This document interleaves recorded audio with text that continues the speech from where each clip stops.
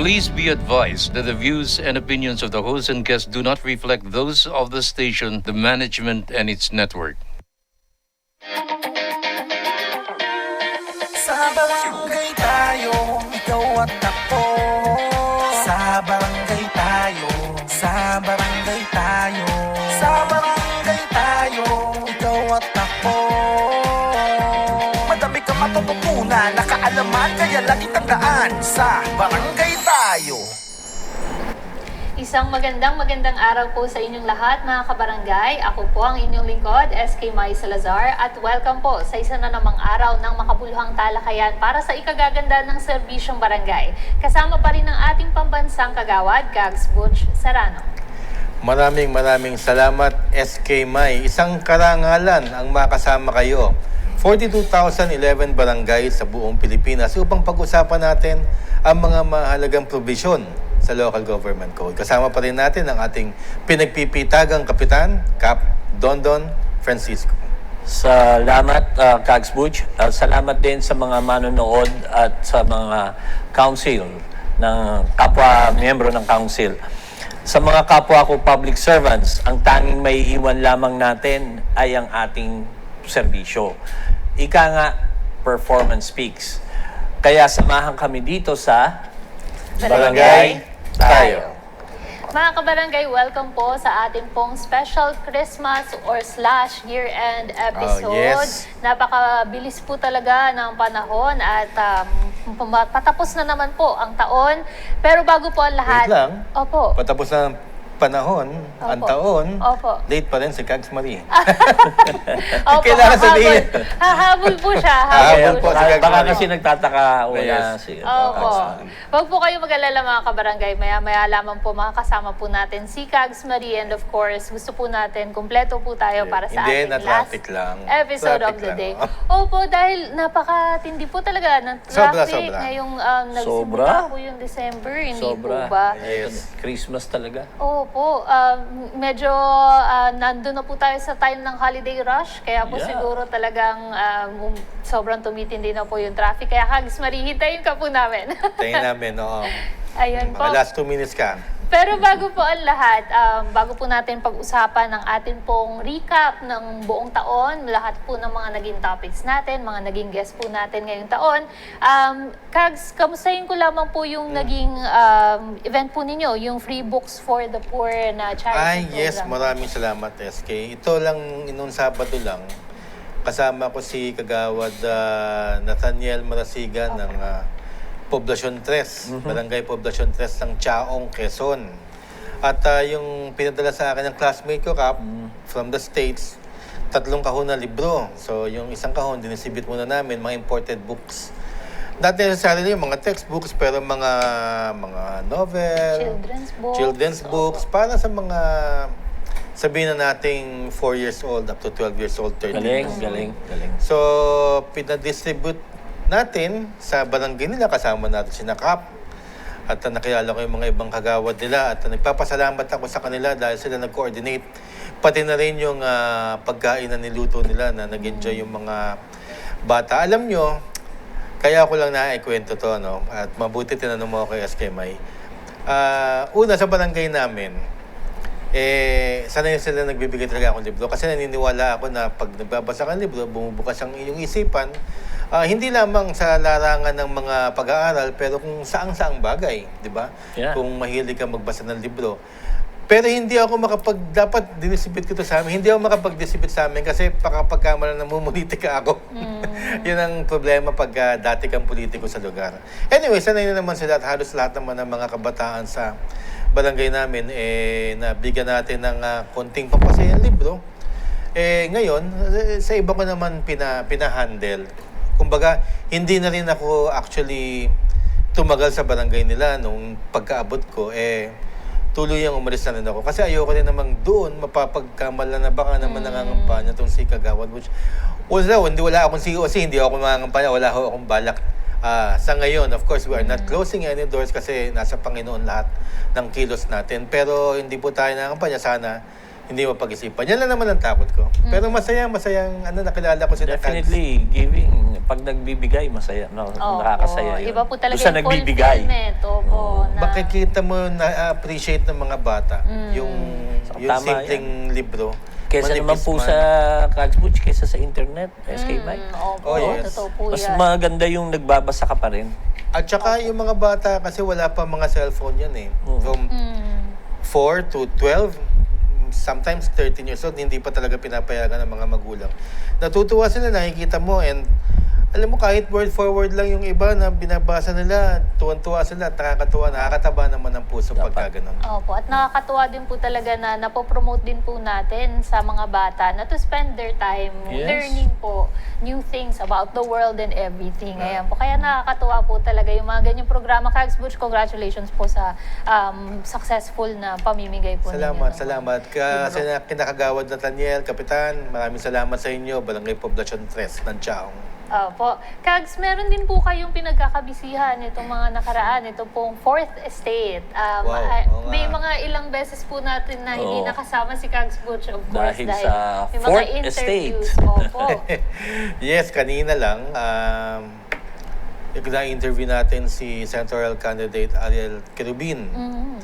Kamakailan na-interview natin si Attorney Vic Rodriguez at ang naka-line up sa susunod si Senator Gringo Honasan.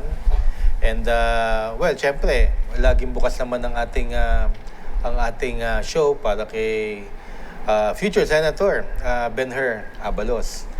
At marami pang iba na naka-line up na gusto ko kayong surpresahin next year kasi nga ang nais ko lang sabihin kasi, kaya naman napag-usapan dito sa barangay tayo, lagi tayong nagbibilin sa kanila na kung sakaling maging senador sila, binibigyan natin ng bill ng Magna Carta na Yeah. baka pwede nilang... Pagtuunan Importante naman yun. po. Opo. At ang sinabi Nakalusot, ni... di tulungan Yes, sir. tayo. Mm. Tama po kayo. Ang sabi ni Colonel Ariel Kibirin, pagtutuunan niya talaga ng pasen, siya mismo magfa-file at ilalaban niya talaga dahil nga nakita niya na magandang-maganda ang bill para sa ating mga barangays. At yun din sinabi po ni Atty. Vic Rodriguez. Kaya lahat ng pinagbibili na natin, bahala na. Oo. You know? Kung sino man manalo sa kanila or kung manalo sila lahat, at least nasabi na natin habang hindi pa sila senador. Yes, and at least we are planting din po yung seeds na talagang mapagtuunan na po ng pansin ito pong Magna Carta kasi napakatagal na po ng panahon na iniintay natin. Siya nga pala, hindi po kami nag-i-endorso at baka sabihin ninyo kinakampanya namin. Hindi po, ang sinasabi lang po namin kung sino man ang mapadaan sa Fourth Estate at in-interview natin, hindi natin kinakalimutan ng barangay. Yun lang ho ang ano nyo. So of course, kung sinong gusto nyong iboto, nasa inyo po yan at karapatan nyo po yan. And it's also a simple way din po para kilalanin din po ng ating mga manonood. Ito pong mga nais pong tumakbo para sa pwesto po na kanilang talagang magiging kandidato po sila sa susunod na eleksyon. Speaking of, di ba Kap, SK, lapit na pala. Opo, ilang buwan na Siyempre, lang po. okay, Pasko na, no? Christmas episode po to, the New Year. Hanggang February na lang ang Senado na pag-uusapan natin ngayon. And Enero, Pebrero, Marso, April, May. Yun na. In matter of 5 months lang pala. 5 months, reckoning na. Yes, may mga bago na tayong senador, congressman, mayor, governor, or sila pa rin, you know. Mainit yan, mainit yung eleksyon na yan. At sana, well, masaya naman kahit mainit ang politika sa Pilipinas. Fiesta yan. Masaya eleksyon. Mm. Kaya nga, pag eleksyon, inaabangan talaga, lalo na pag national, local. Talagang kaabang-abang. May pustahan ba, Kags Butch, sometimes? Oh, yes. Yes. Oh, yeah. Well, speaking of pustahan, naalala ko dati yung isang kakampi ko na merong katuwang na kalaban din sa kabila na pareho silang malakas, actually. Mas malakas pa sa akin noong time na yon. Pero lumusot ako, nagpupustahan yung dalawa kung sino naman nanalo sa kanila. Oh, yun, wala nang nanalo sa kanila. pero nag-selfie sila sa barangay at masaya pa rin kami. Oo, ganun talaga. Kinakailangan na ang, di ba, SK, yung naalala mo yung sinabi ko sa'yo, ano yung hilig ng Pilipino? ABC? Hindi, PBA. PBA po. Opo. Politika. Politika, basketball, at artista. Opo. Oo nga. Yan talaga ang hilig ng mga Pilipino. Akala ko po may kasama pong beauty pageant. Kasama din po. Lately, kasama na. Opo. Politika is a way of life eh. Yes. You cannot do away with politics. Pagising sa umaga, politika ka agad. Eh di lalo na kapag nakikita mo kumakandidato yung gusto mo. Di ba? Ganun lang yun. At masakit. Personal din. Nung araw na hindi ako kumakandidato, bumoboto lang ako. Pag natatalo yung mga idol ko, masakit sa akin eh. Totoo So, naman. lalo pa kaya kung ikaw mismo tumakbo o kamag-anak mo, talagang, especially sa barangay, personal sa barangay. Opo, and speaking Magkakakilala of tayo. sa barangay nga po, bilang ito po ay ang ating year-end special episode, magbigay or magbalik tanaw lamang po tayo dun po sa mga may init po na naging usapan po natin at mga topics po natin itong nakaraang taon. At isa po dyan, and of course, ang atin pong pinaka-recent na pinag-uusapan is yung 6-year term setting po. Bilang paglilinaw lamang po mga kabarangay, ulitin lamang po natin, as of today na tayo po ay nagtitape nitong episode na ito, wala pa pong final na version ng proposal po na ito, wala pa pong resulta kung ano po talaga ang mangyayari, and hindi rin po tayo ang nagsusulong ng proposal po na ito. Bilang disclaimer lamang po mga kabarangay, tayo po ay nagbibigay ng impormasyon lamang po sa inyo at mga updates, kaya po natin ito pinag-uusapan para alam po natin at aware po tayo kung ano po ang nangyayari sa atin pong mga batas at ang ginagawa po ng ating mga mambabatas.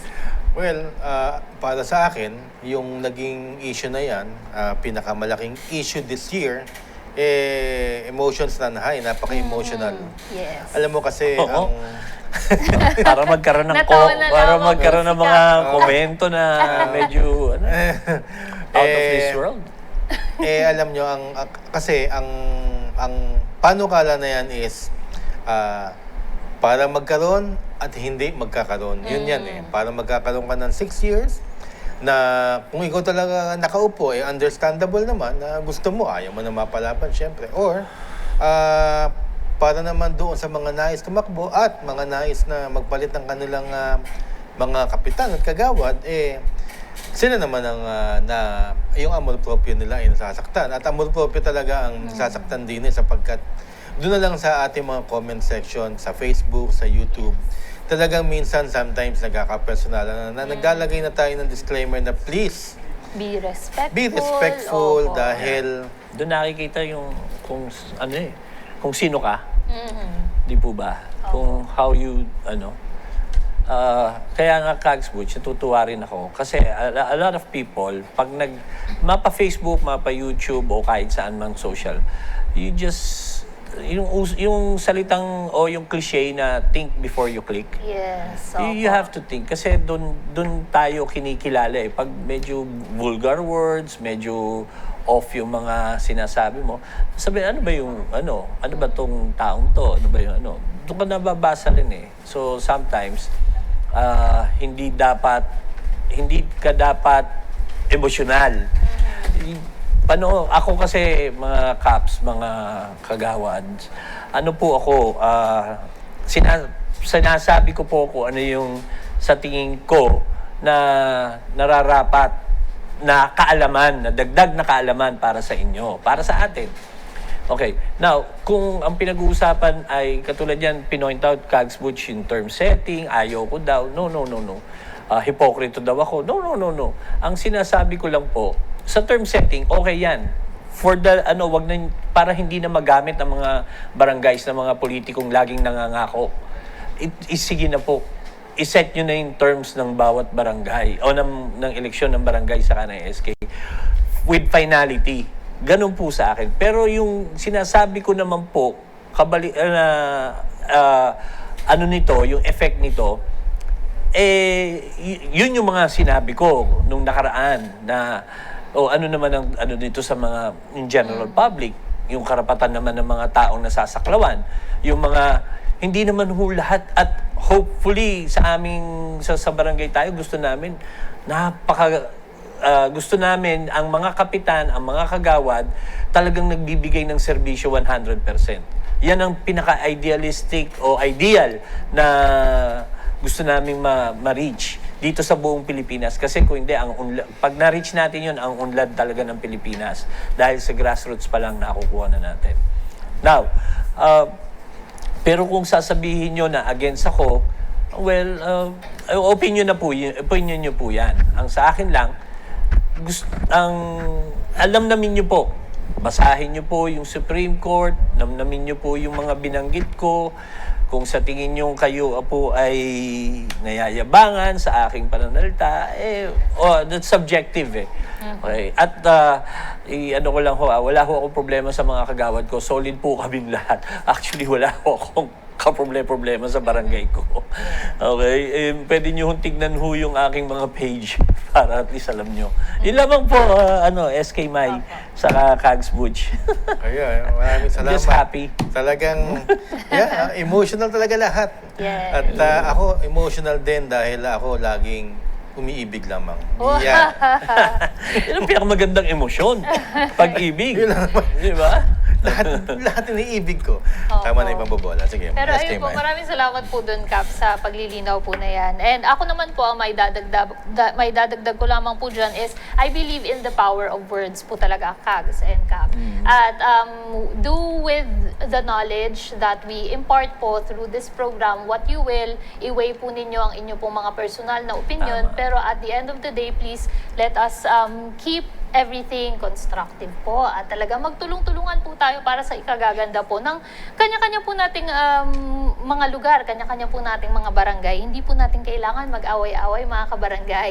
Tayo po ay nagbibigay lamang po ng impormasyon sa ating pong programa. And at the end of the day, wala po sa ating control ang mangyayari dyan. Kaya Wala. po talagang aabang lang po tayo kung ano po magiging resulta niyan. Pero bago po ang lahat, mga kabarangay, wag po muna kayo aalis dahil of course, itutuloy-tuloy lamang po natin ang ating diskusyon at usapan sa ating po susunod na segment. Dito lang, Sa Barangay Tayo. Sa barangay tayo, ikaw at ako. Nagbibigay ng aral sa mga kagawad at kapitan. Sa barangay